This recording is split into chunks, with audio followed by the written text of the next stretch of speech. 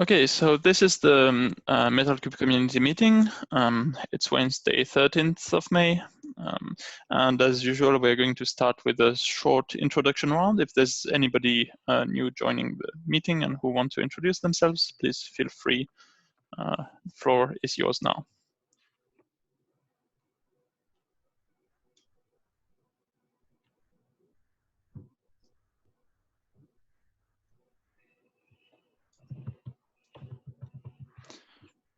Okay, well, it looks like we don't have anybody new, so let's dive right away in the topics. So we have today a demo that was proposed by Digambar, so we can start with this, and then I can like stop sharing so that you can take over the sprint presentation.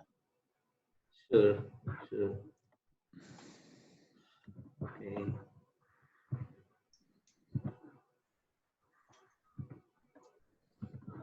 Hello everyone. Thanks for giving the opportunity. Hello everyone. Good morning to evening or night. So hardware classification controller is one of the new controller project we have started under Metal3 namespace, under Metal3 repo, and there are very small content, but we have actually a demo plan so that we are going with the demo. So description is controller for matching host hardware character to expected values. So as is one of the requirement we have received from the airship team, and we are also, I'm from Dell, we are also working very closely with airship team, and how one can user can validate the host is in right state, and if there are nothing those are not in error state, or some of the parameters or devices properly configured or not.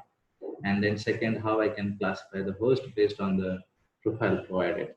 So then we have multiple discussion with Mail, Doug, and the community members, Zanev and other people, and then we have submitted proposal, and anyway we are going to have a separate CR defined for this hardware profile, and then we came up with a new project called hardware classification controller. So this is the architecture overview, high level overview. I can see that because let's say as a user, some Metal3 user, he has submitted, he wants to uh, talk to host, then Metal3 bare metal operator has its own profile CR, bare metal for spec, which is where we are mentioning the all the hardware details along with IPMI, Redfish IP, username, password, and some of the namespace which Metal3 host provides. And then all the profiles are submitted to respective hosts, and as you can see that the host, if host passes the successful introspection, so let me give you inspection, which is actually this DMO talking to Ironic. Ironic has multiple interfaces. One of it is inspection, and inspection has in-band, out-of-band introspection, where all the detailed power management, lifecycle management, NIC management, disk, and other things, all the things are considered and validated. And if that introspection passed successfully, then Metal3 tag that host as a ready state host. Okay, so SCC only relies on ready state host because that's the one of the state which says that hosts are actually validated and hosts are in proper state to go for a provisioning purpose. Now, what HCC profile, I think we'll look at the in detail profile when one of our QA in detail overview, give an overview on that. And SCC profile are nothing but the host hardware parameters, and where the user expect to submit to SCC, hardware classification controller. Now, hardware classification controller, which actually goes and take all the hosts from the namespace provided in the profile and sees that whether the one of the host is matching or not. Only HCC, as I explained, HCC relies on ready state so that we have all the information for that host available in hardware classification on the bare metal host spec, and we are taking that and checking that whether the host is matching to requirement or not. all the details of the profile will be presented in actual demo. And we'll also take a Q&A at the end, because as this is the meeting and we have less time to. So this is the flow, sequence flow we have designed. So we have our own hardware classification CRD, CR file, which is, and we have implemented a watch function in hardware classifier. Actually, watch is always watching the HWCC, which is the resource, and we extract all the hardware configuration from the provided CR. Then we again go one call, call back to the fetches the host from the bare metal host under the namespace, and then pass this list to validation framework. Validation framework, instead of fetching all the details from this, we extract only those necessary for the classification purpose, and then the call sends to the classification framework, which is actually classifying the host based on the multiple algorithms. Currently, we have implemented maximum and minimum algorithm, so that maximum means, let's say user has a disk which is minimum disk defined is 100 GB, and maximum is 1 TB, 2 TB something, so that we are only talking to the host, only fetch the host and label this host based according to the matched profiles. So now classify algorithm actually checks that and go through the host and checks that whether this host matches to my classify the host, and now it's written the list of the matched host to the compiler controller, and now controller goes ahead and label the host. Means we are actually labeling the PR BMH CR with the profile label.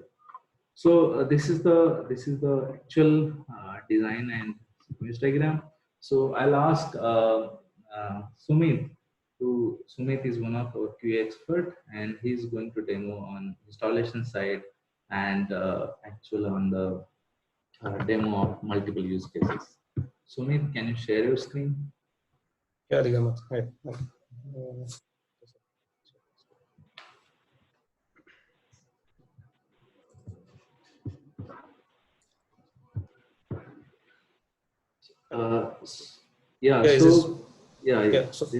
So initial installation. Yeah, initial installation. We have recorded the installation. So we'll go through the recording first, and then we'll go to the actual demo part. Yeah, because installation takes time. That's the reason we have created a video of the installation part. We'll quickly walk through. Yeah. So should I begin? Okay. Go ahead. Yeah, I've started.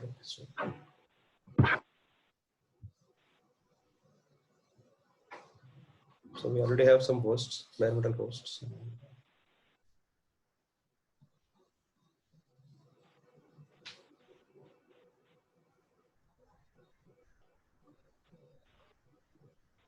Yes, and now installation started.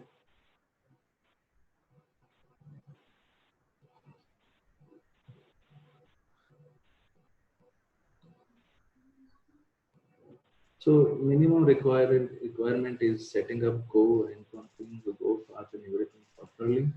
After that, Cube Builder installation.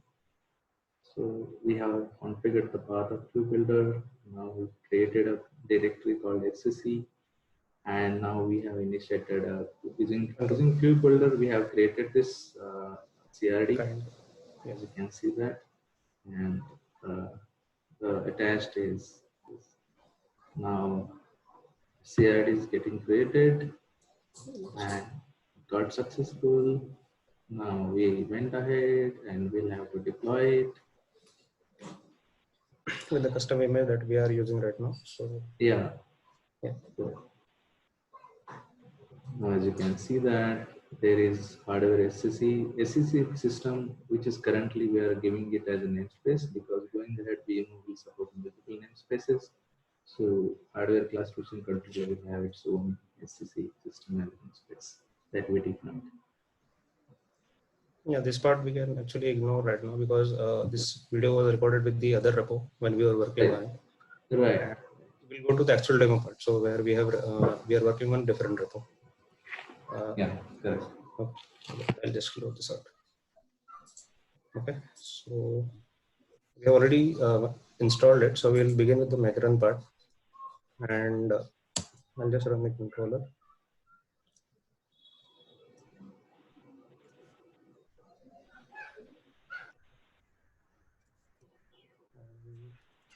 Now here we are running this controller. I'll list the original available bare metal host list of the host. So essentially, this Metal3 setup and the HCC control is installed on the same host. So we are already having Metal3 environment running. So initially, we'll list out the available hosts, which are all in ready state. So they have already passed the introspection stage, and these are all Dell PowerEdge servers. So these are all at the ID rack addresses, and we are using Redfish for the overall deployment and the introspection part. Right.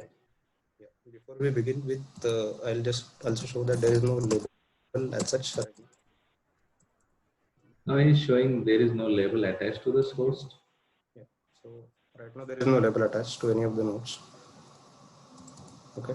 And yeah, so we have already cloned one repository, and under which we have sample profiles already created. So we'll go with one by one, like one by profile, and apply each profile to see like whether they match the exact requirement and labels are applied.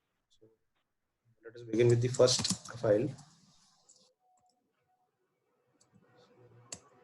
So this is the definition of the first profile, where we have defined all the supported parameters like CPU, disk, RAM, and NIC. So every parameter has its own internal parameters like minimum and the maximum count supported.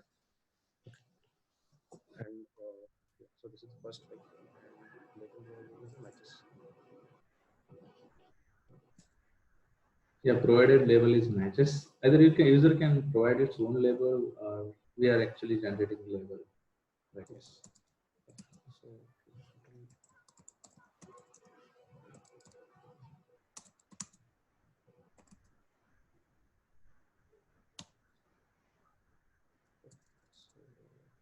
this is the first time we are showing it. So we have started sample logs to figure out like which node has actually matched or not to the exact provided profile.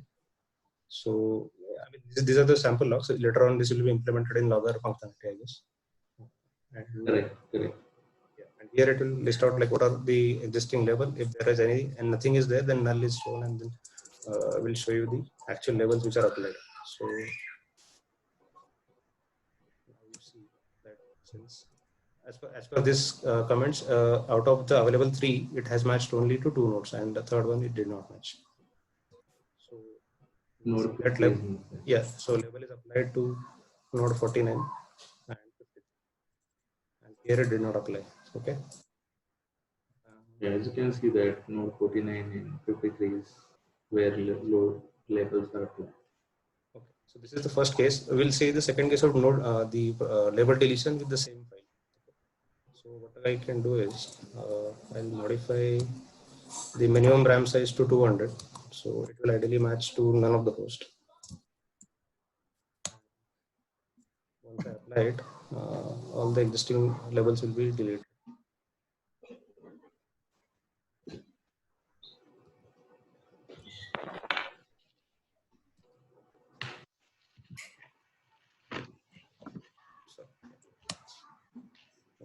So here it will not say created, it is configured. In the log we see it did not match to any of the profiles. So we'll simply check out the label part, and we see that the labels which were earlier applied, now they are removed. This is the second scenario we have covered. Third scenario is we'll try to apply a different file now. So a profile. I'll show the content before we apply this file.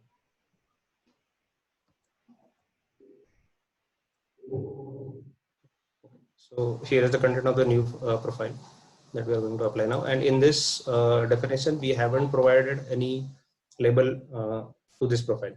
So by default, the matches label is there, which we have defined right now. So it will get appended to the matching hosts. Okay.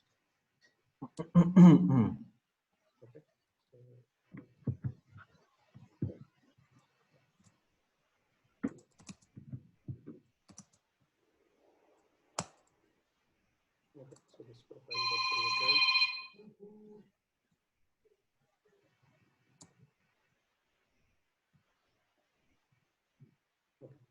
So here, if you see, since we did not provide any of the labels, based on the provided parameters, we have seen that all of the three available hosts, bare metal hosts, they are matching to the spec provided. So the label has got appended to all three.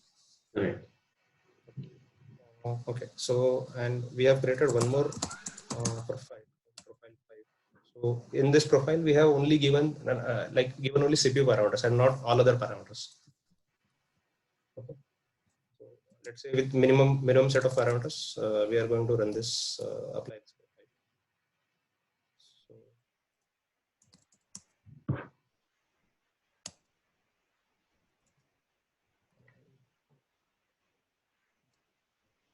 So here, if you see,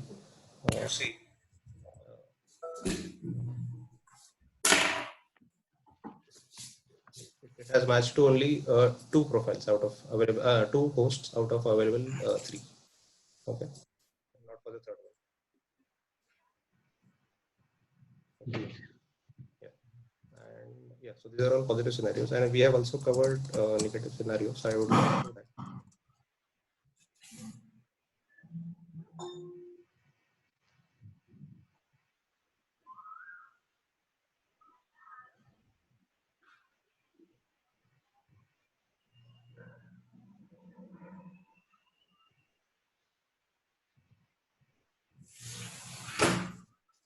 Yeah. So here initially we have given as CPU count minimum as 0. So we'll show an error right now when we apply this file or profile. Because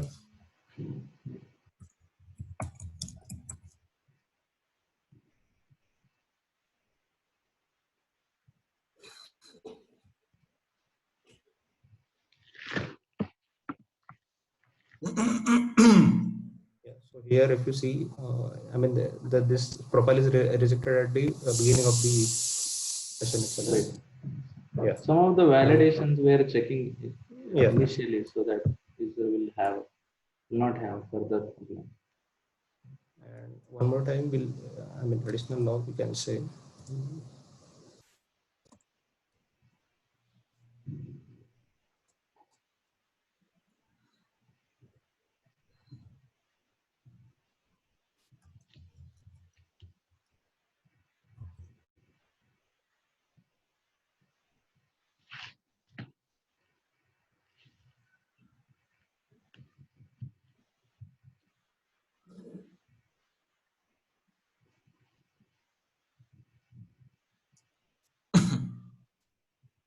Right.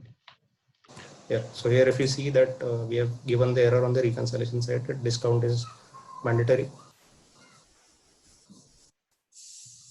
Yeah. So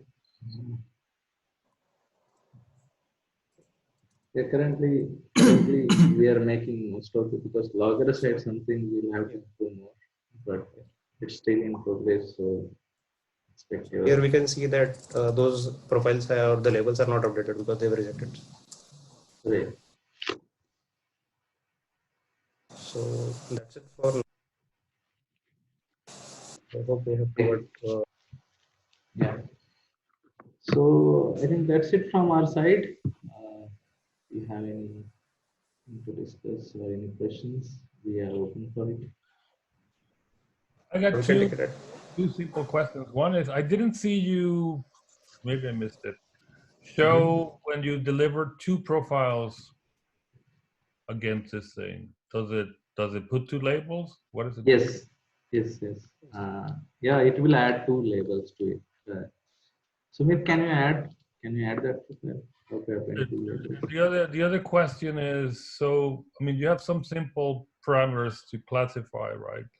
Right. If one wanted to add more, let's say if you wanted to define profiles and include characteristics, like what kind of what does that mean in terms of development? Doesn't any new attributes require changes to the classifier, I assume? Is that the expectation here? Yeah, currently we are supporting only 4 basic parameters: CPU, NIC, RAM and disk. So if anything added new parameters, then we'll have to add a support in SSC for that. Because so let's say we want to add a new SRI, something like that, then we'll have to add. Or it can be as support in simple as what kind of disk do you have, right? Do you have SSDs or not? What kind of memory do you have on the drive, on the hardware? Some right, the whole value physical aspects, not just the, how much amount of something do I have, but do I have a GPU on this server that I want to, or not?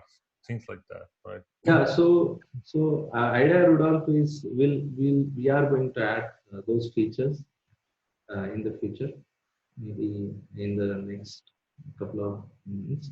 But currently, we want to deliver at first phase initially. That's the reason we have added support and identified these things.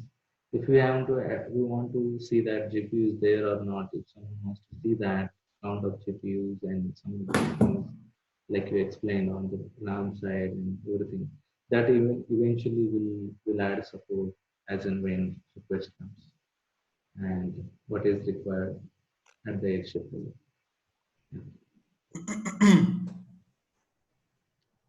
Okay. Yeah, so anything to be added, like demonstrating? No, I think we are good. Okay. We can stop the sharing. Yeah, I mean, any of the queries we can address at the end if required. I mean, if time permits. Yeah. Right. Okay. Thank you. Thank you, folks. Okay, thanks, Rodolfo. That was nice questions. Mail, I think we are done from our side. Okay, great. Thank you very much for the demo. That was like really nice to see the output of this project. Let's then, well, first let's make sure that there is no more questions related to this topic. Right. So any questions we have? So you can see all the PRs and issues. We are actively doing development on this project. You can see the hardware classification controller repo, and you can see all the PRs and issues raised there. You can put your comments and whatever the issues you want to discuss, you can log in there so that we can discuss there itself for the future scenarios. Thank you.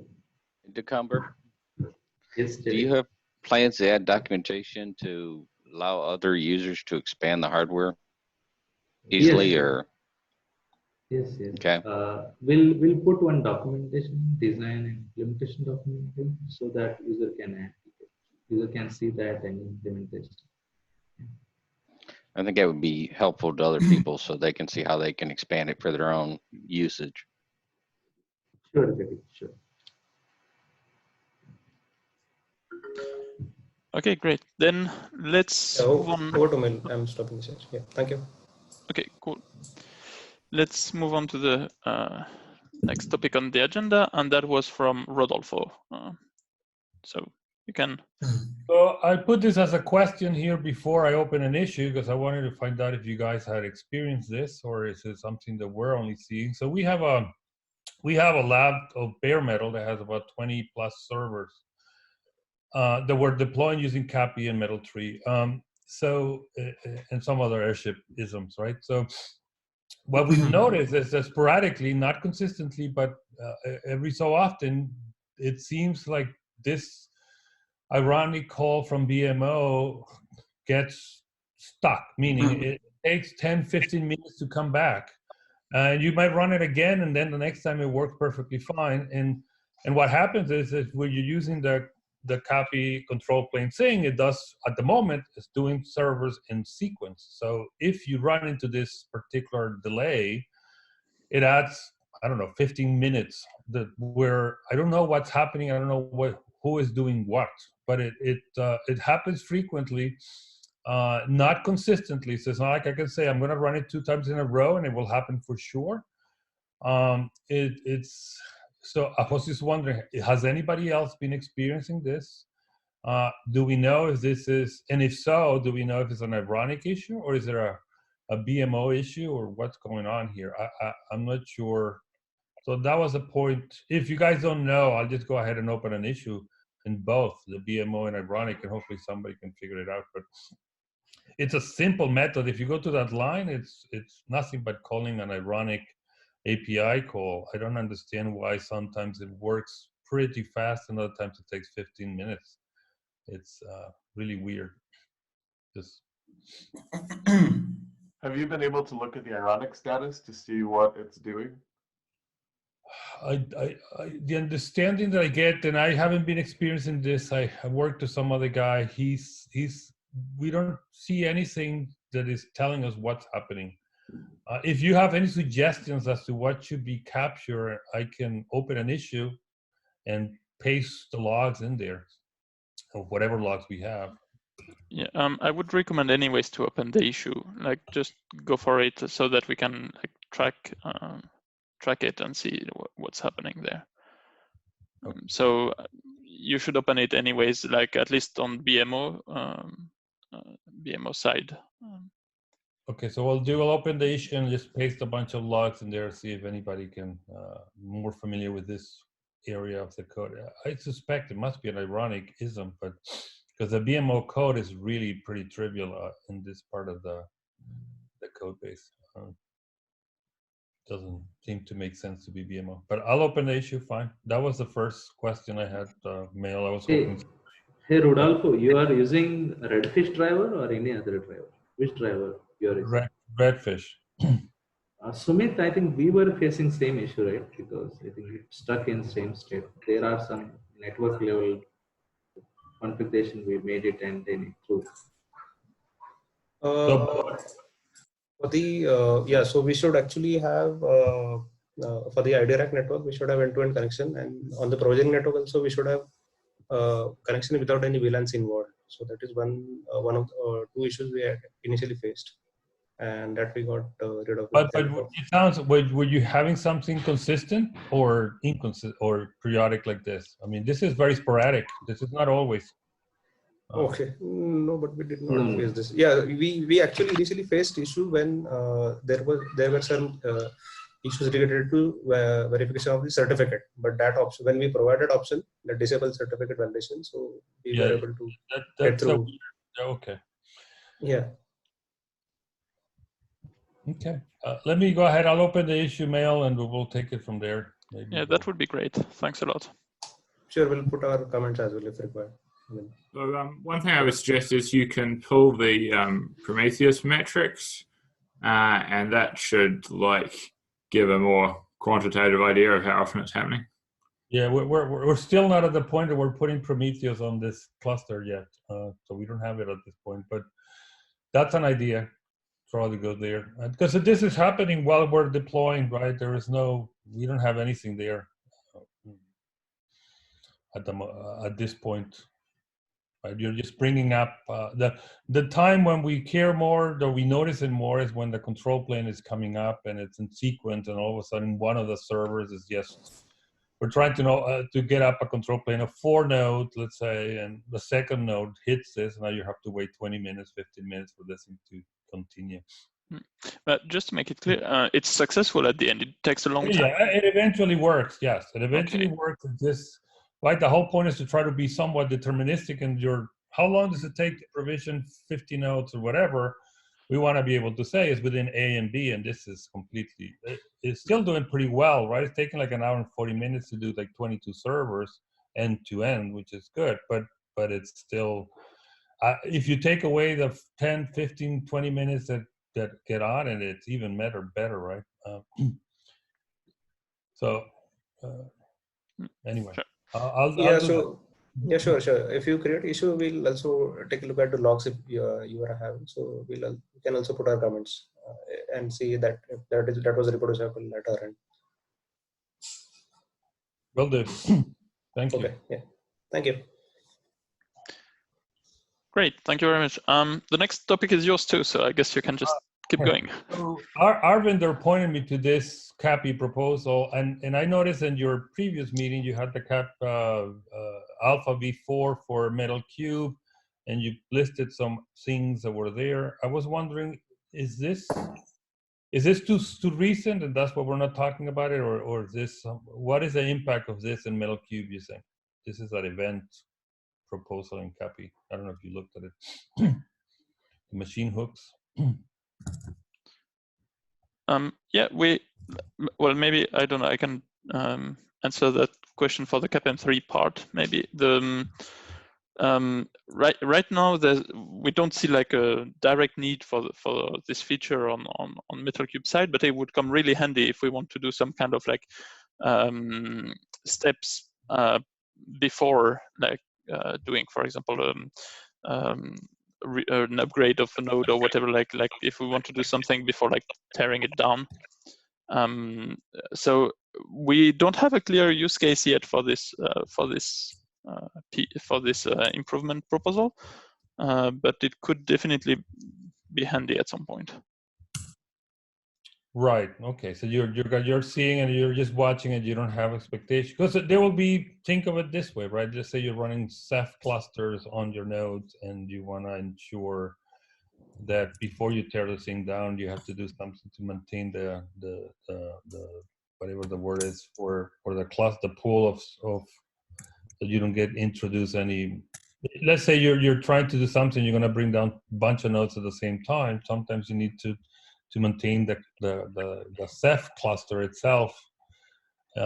You have to do some operations so it doesn't go to hell, right? and so this might be valuable, something like this. I was just trying to understand if you had anything in line for, or you're just going to wait until this manifests and then we'll think through a use case for this.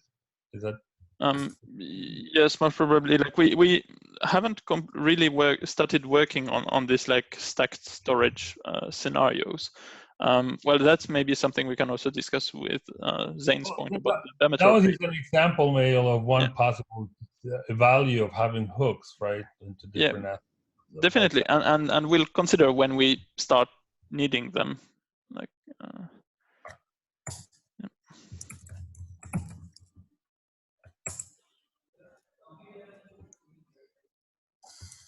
Okay, thank you. Yeah, no problem. Well then, okay, let's then move on to the following point. Yeah, I put there like a small point about the ironic issues that we are facing now, because I know some of you have been impacted. So the problem is actually that there is a bug in the inspector packages that we are currently using, but to fix it, we need to jump 2 major versions. And we've been like spending a lot of time with Ricardo, specifically like trying to figure out how to do this and how to solve the problems. So now all the packages are there for Ironic Inspector and IPA, but when we try to update the IPA downloader so that we use the new IPA instead of the old one, it has a much higher requirement on the RAM than the previous IPA, and we haven't yet figured out why so. But the nodes, the 4 GB of memory nodes that we were using before for the Metal Cube dev, they are not sufficient in terms of memory. So we increased it to 6 GB, and that's still not enough. So we are looking into what changed in between those 2 major versions, so that to figure out why. Neil, for somebody like me, I'm not sure which ironic issues are you experiencing that is causing. Okay, so basically there was this problem with one of the version of Ironic that was recently released, that when Ironic and Inspector starts at the same time in the cluster, Ironic Inspector gets ready faster, let's say, to run, and queries Ironic. But Ironic not being ready, it answered with like some 404 whatever, like an invalid response, and then Inspector kind of half shuts down. The problem being that it keeps running sufficiently so that Kubernetes does not detect that it's in a failed state, but it's not usable, so you will not have any inspection going through. And this has been introduced with a somehow recent version of Ironic, and we were using older packages until a point when the RDO packages got updated to this version, and now we are trying to find a way to get out of this. So we have kind of temporary workaround in Metal3 Dev where we just start inspector like 30 seconds after starting Ironic, but that doesn't work in Kubernetes cluster. So any deployment of Ironic with the current images in a Kubernetes cluster will fail. So we are trying now to solve this problem. Okay, so wouldn't the solution just be to go back to the previous version? Yeah, but we don't have the packages anymore. So we have a correct version of Ironic that has the fix in that was released at the beginning of the week. But now we need IPA to go accordingly with the new version, and now we need to figure out why it uses so much more memory than before.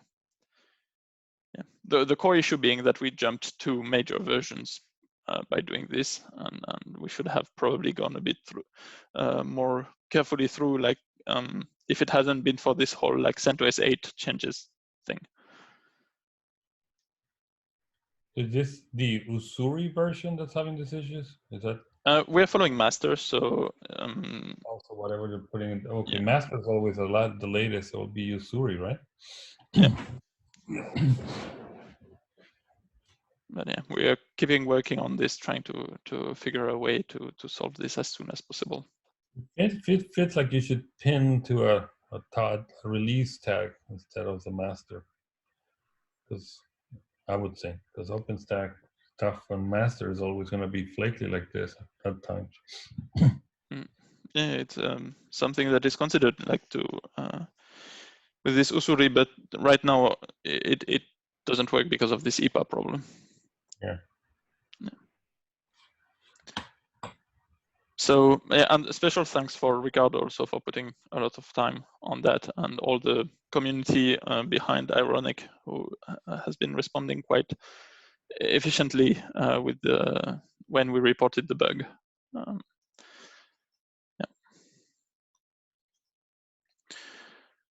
So if there's no further question on this, we can probably jump through quickly the 2 next points that are just some kind of announcement. So there was this this enhancement proposal about adding an IP address manager in Metal3. So now there's been an agreement with Doug, more or less, let's say. So it would be great if we could put a lazy consensus of that on that for a week. So if you want to have a look and review, and thank you especially Doug for helping so much with the design. Yeah, no problem. And I think you're right. It's ready for final reviews and maybe folks who haven't had a chance to get in and look at it in detail. Yeah. So just sorry, maybe a bit of context with this about this PR. The idea is that we have some labs where we do not have the possibility of running a DHCP for the nodes. So this enhance the templating feature that we have in place for the metadata, so that it manages the IP addresses, and then the network data can be fed static IP addresses, and the allocation of the IP addresses survive through pivoting to the target cluster because they are done with CRDs. So that was the whole the whole goal of this proposal. And related to this, we have now implemented the controller that goes behind this proposal, and it's in the following repo, this IP address manager. So yeah, it's also ongoing work with the integration now in CapM3. Is there any question related to this?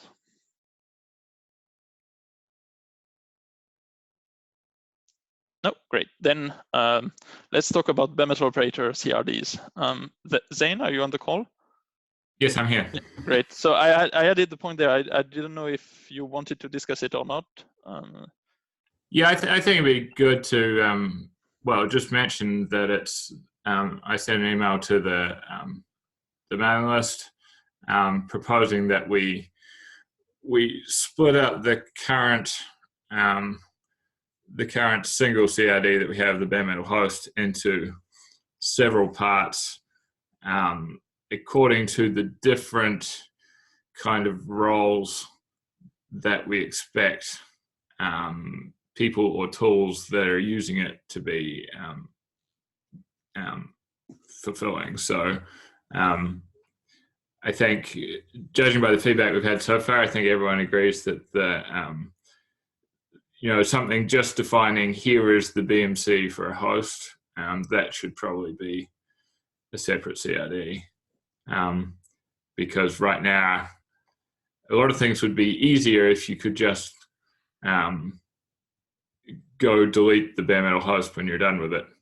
But that makes it forget that hardware existed at all, which is probably never what you want. So I think that definitely makes sense as a separate CID. And then something that is just as small as do a deployment on this host, that's probably another role. And then there's some stuff in the middle that doesn't quite fall into either bucket that we probably need to discuss more about where it belongs. In the proposal, I just kind of grouped that stuff together in a third CID. I think it's called bare metal allocation, but that is not necessarily a good name. And maybe that should be kind of split apart and joined into the other two, or different name or something. But I don't know. That's definitely an open topic of discussion. But I think the goal would be so that you could have sensible RBAC rules around, okay, this tool's job is just to deploy an image. So we're not going to let it change any of the things that are kind of, how to contact the hardware or whatever. It doesn't need to be able to do that.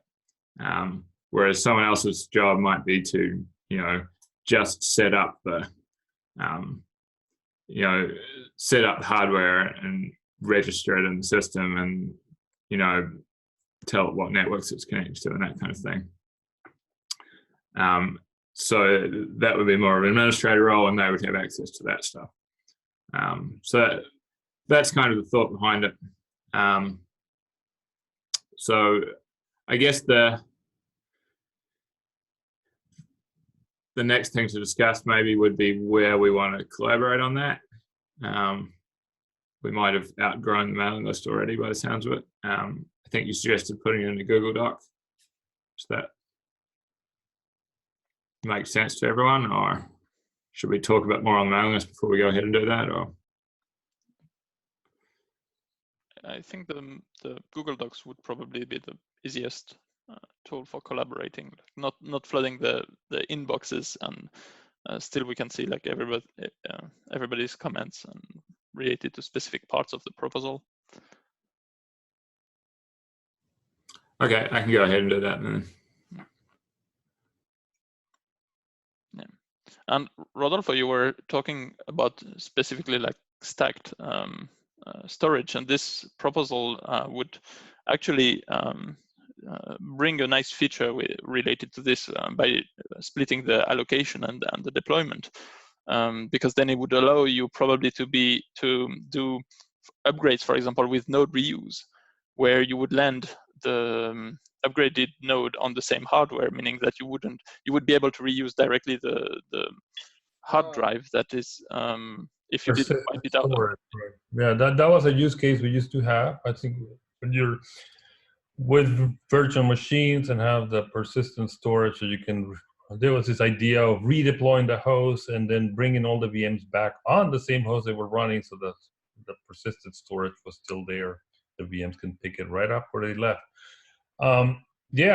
Is there, Shane, I don't know if you actually have something describing what you were talking about, maybe a link here to that if it exists. If it doesn't, maybe that's a Google Doc you're talking about, perhaps. It's on the Google group, but I will dig out a link and post it.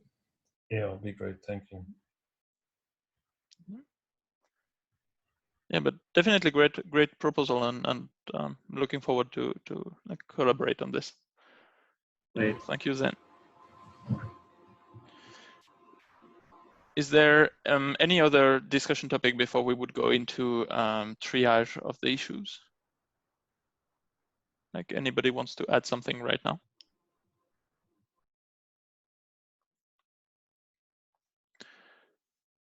Okay, then let's jump to the triage. Stefan, you've been like leading this usually. Do you want to take over, or should I just like put it on the screen here and go this way? I'm happy to share my screen. Okay, cool. Let me just get the triage doc up.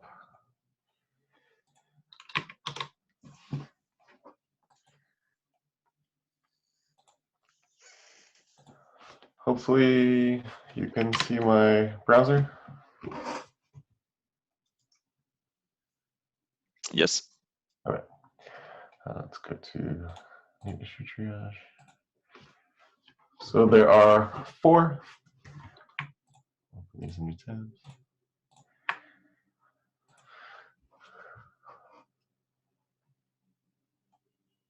Okay, so Metal3 Helm chart. The namespace shouldn't be hard-coded in the chart even if passed in the values. Is anyone familiar with this?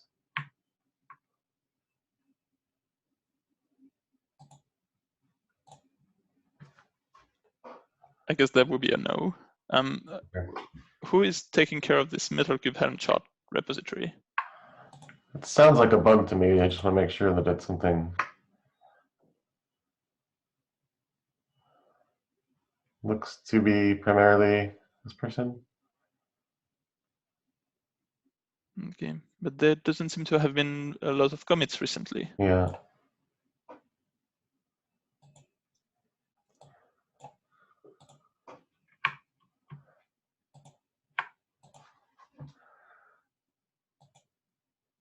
Add namespace setting. It looks like we had.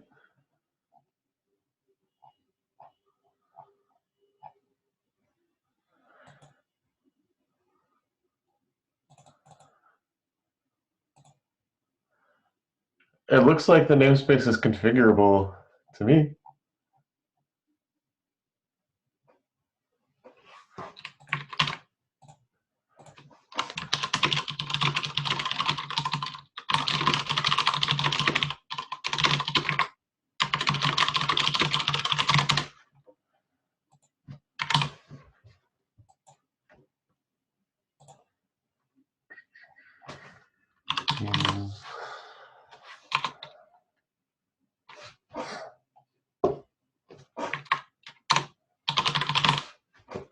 Awaiting more evidence. All right, let's just do that. I think we need more information for this one.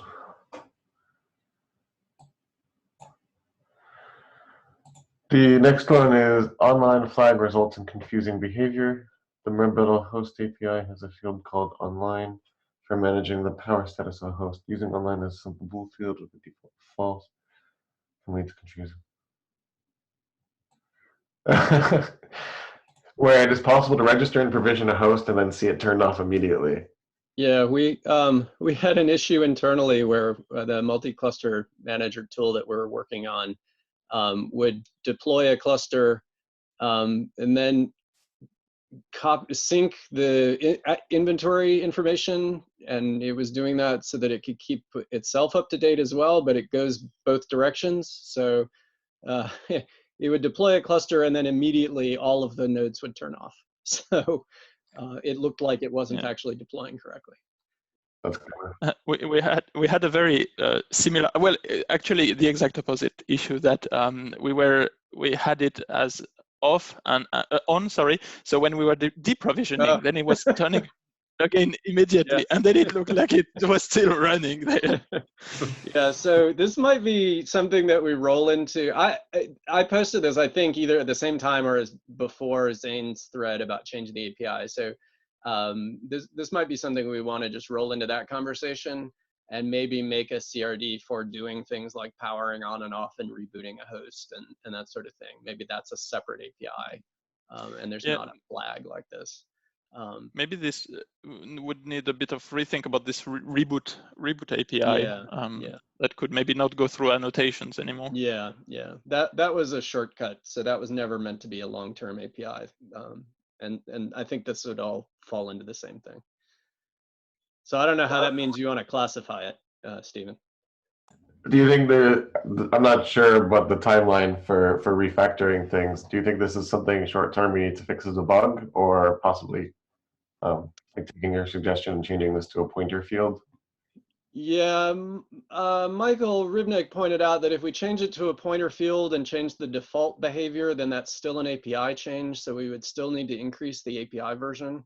So we need to land the changes to allow us to fix the CRD generator, and then we can start working on a new API iteration, and we could fix it there, and that would be a pretty minimal change, while we have the larger conversation about the API split up. But I don't know that it really buys us that much. I mean, it's not like we have a lot of people who are having all sorts of problems as a result of this. So it just came up as a thing we could probably fix while I was, working on getting us to a state where we could have a new API iteration anyway. There is an API change category. Yeah, let's do that then. That sounds good.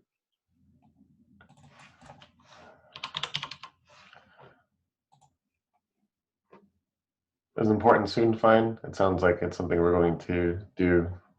Yeah, I think that's fine. I mean, it's not a really high priority item, I wouldn't think. Okay. The next one is if disk is specified with maximum or minimum size GB without discount, profile should be rejected with appropriate error message. Yeah, hi Stephen. So this we have created based on the current testing, and our team is actually working on the code part. So I think they have fixed it. So I request Digambar. Yeah, actually, currently what's happening is we have two parameters under disk, and if we haven't specified disk count, then it will get rejected. So profile is still processed, but we are getting an error in the end. So we suggested that we should have proper message in the return so that people will get to know that what they are missing.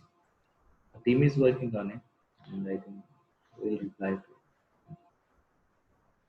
I didn't understand this requirement. Why, if I don't care how many disks I have, why do I need to specify that in order for the size to take effect? So I think, yeah, that's the point. But it was previously discussed, and we decided to go with the discount and minimum. So do you think that we should not bother about the count and everything? We should go ahead and, without specifying it, we should go ahead and check the disks and maximum or minimum parameters. Don't worry about the count. Yeah, I don't know. That's why I was trying to understand exactly the case that you're encountering. I know that there are some airship specific kinds of things that you're worried about, and this. I think so. Currently, I think we have kind of hard-coded this, frankly speaking, because we have made it a requirement that this count should be there along with maximum, and that's the reason we are working on it. We should have proper message.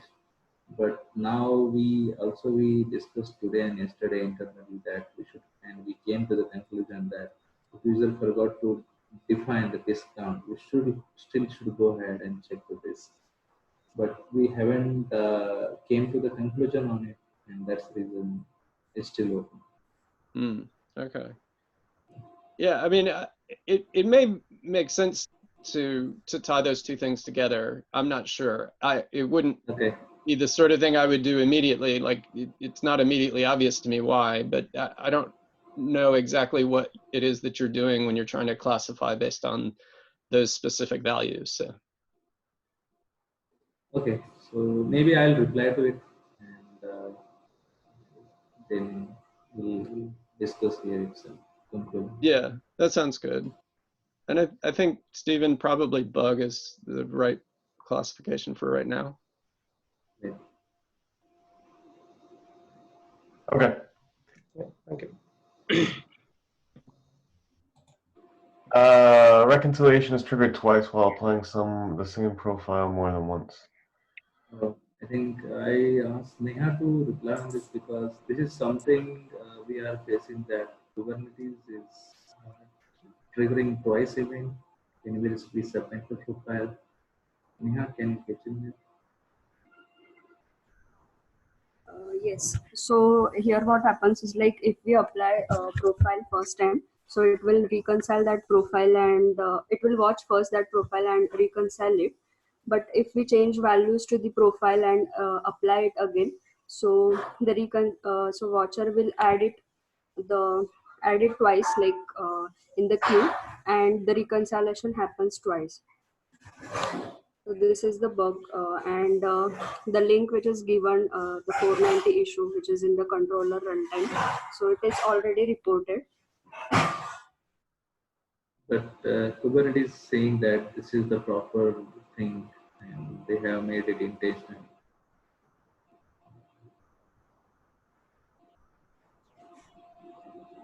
So is this not a bug?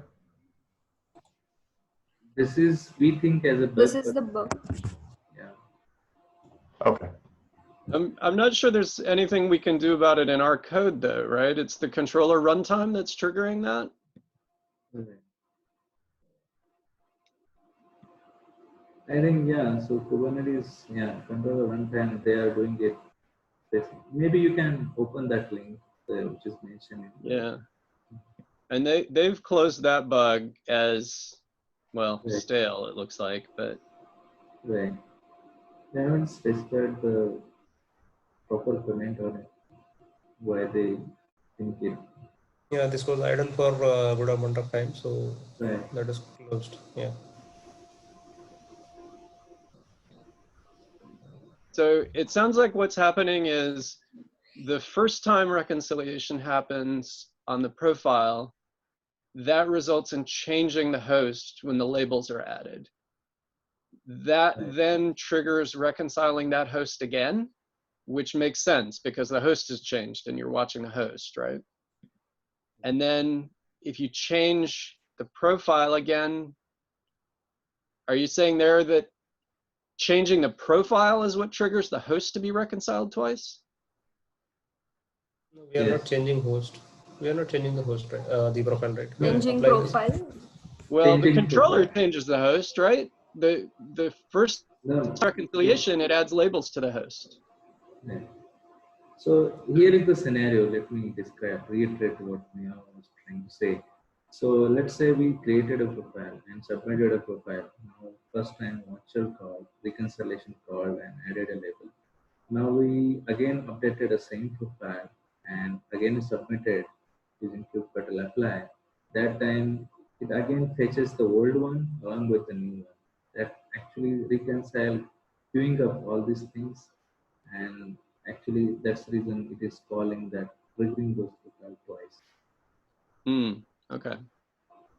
Yeah, and we should not, I think old profile should not record reconciliation, but it's still mapped in the queue, and that's the next.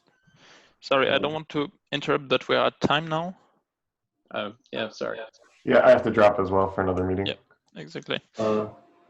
Maybe I'll discuss with you that on Slack channel. Okay. Okay, great. Thank you everybody for joining. I'll post the recording on YouTube very soon, and have a nice day. Thank you.